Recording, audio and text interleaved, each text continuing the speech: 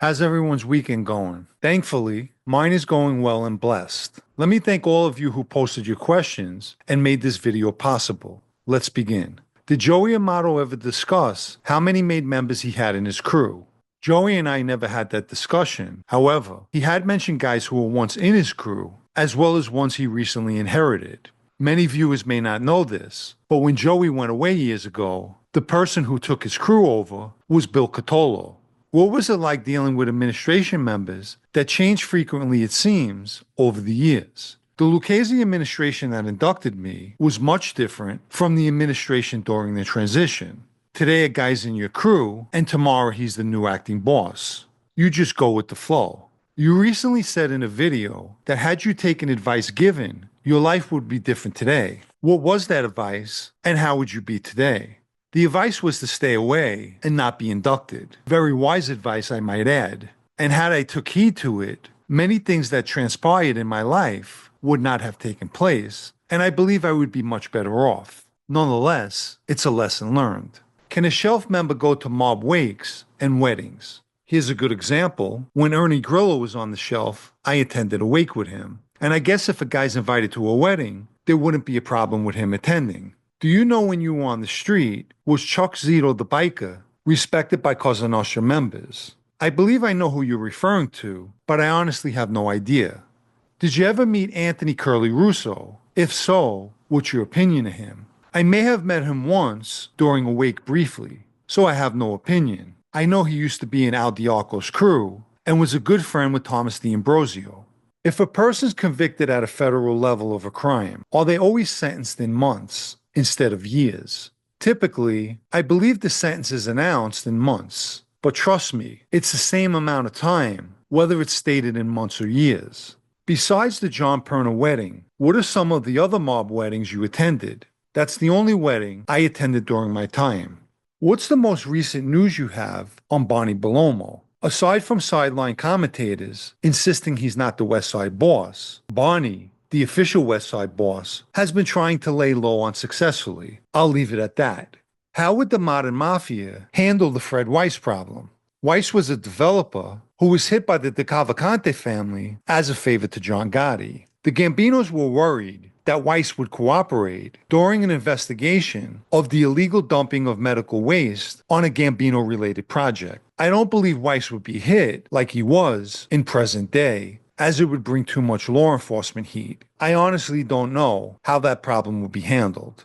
We often hear about guys in the life loving movies like The Godfather, Goodfellas, etc. But were there guys in the life who were movie lovers in general, who appreciated the works of filmmakers such as Stanley Kubrick and Alfred Hitchcock? I couldn't give you specifics, but there were a lot of guys that were into the old movies. Sometimes an old movie would be playing at the cigar lounge, and we would all sit around talking about it as we watched.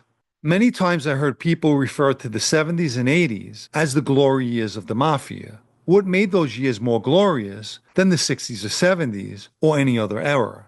I would say it was the money that was made in the 70s and 80s and was far more greater than any other era. In addition, the mob at the time peaked power-wise and had control of New York City in all aspects. Do you have any idea why the Chicago outfit seems to allow facial hair? Mike Cerno and Rudy Fratto are current examples. The only explanation I could come up with is that Chicago must have rules of their own. In New York, this is not permitted. How much of the mob's rackets have been deemed obsolete due to technology nowadays? Things like hijacking and extortion, I assume those no longer can happen. While technology definitely made hijacking a thing of the past, extortion still goes on today. Do you find the prison system in America is simply just a network and social scene for criminals to enhance their connections and meet new organizations? Or do you believe it actually rehabilitates people? Listen, if a person wants to be rehabilitated, then they will. Prisons want people to keep returning, not the other way around. It's job security. And prisoners will always interact with other criminal elements while serving time. It's the environment one's surrounded by in prison.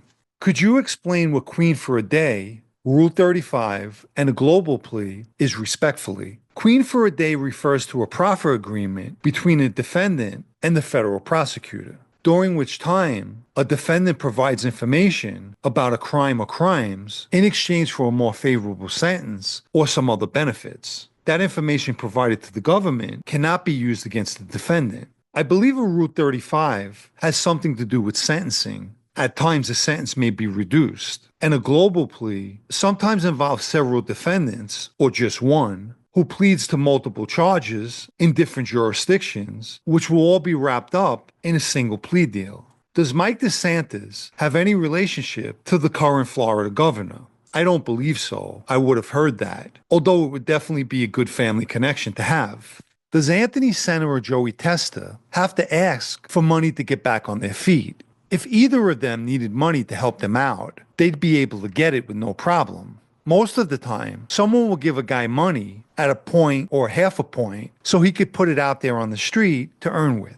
Was it common for members from other families, from other states, to do business in New York? If a member of the DeCavalcante family had interest in New York, would they need to get permission to operate in a certain territory, or were they just allowed if there was no claim on that particular area? I believe they can conduct business in New York, just as we did in New Jersey. If their business overlaps in an area where another family has claim to, then obviously permission is needed.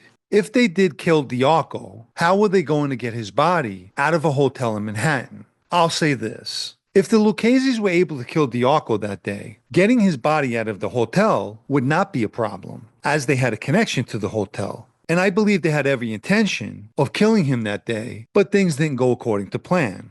If you haven't liked this video yet, please do, as it helps with YouTube's algorithm. Also, if anyone would like to show their appreciation for videos like this, or more importantly, help me to continue making them, you can do so by donating with the Super Thanks icon down below, or through the PayPal Cash App links in the video's description.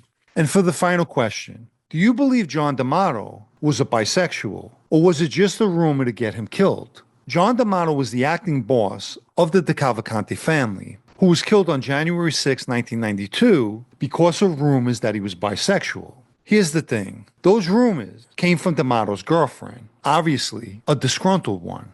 As the saying goes, there's no fury like a woman scorned. And unfortunately, there are numerous instances in that life where the word of a woman is viewed as gospel. I'll end with this. There are more deaths attributed to the wicked tongues of women than most wars.